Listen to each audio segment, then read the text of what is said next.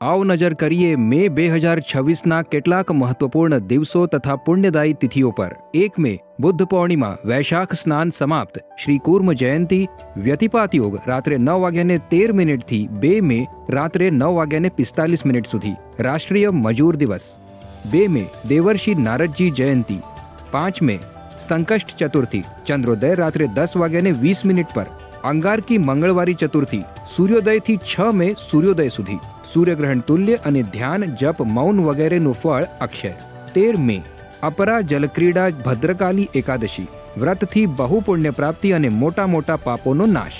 15 મે માસિક શિવરાત્રી, વિષ્ણુપદી વૃષભ સંક્રાંતિ, પુણ્યકાળ સૂર્યોદયથી સવારે 6:28 સુધી, ધ્યાન, જપ અને પુણ્યકર્મનું ફળ લાખ ગણું થાય છે એવું પદ્મપુરાણમાં આવે છે। 16 મે દર્શ જ્યેષ્ઠ અમાસ, વટ સાવિત્રી વ્રત અમાસ, શ્રી શનૈશ્ચર જયંતી। 17 મે અધિક જ્યેષ્ઠ મહિનો પ્રારંભ। 19 મે મંગળવારી ચતુર્થી, બપોરે 2:18 થી 20 મે સૂર્યોદય સુધી।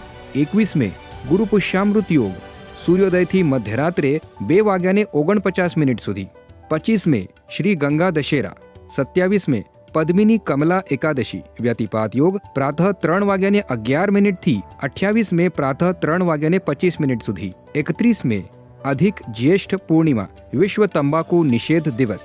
આ તિથિઓમાંથી સાધના ભજન માટે ખાસ પુણ્યદાયી તિથિઓ વિશે વિગતવાર માહિતી તમને સંત શ્રી આશારામજી આશ્રમ યુટ્યુબ ચેનલ તથા સંત શ્રી આશારામજી બાપુ ગુજરાતી યુટ્યુબ ચેનલ પર યોગ્ય સમયે ઉપલબ્ધ થઈ જશે। ચેનલને સબસ્ક્રાઇબ ન કરી હોય તો હમણાં જ કરી લો। હરિઓમ।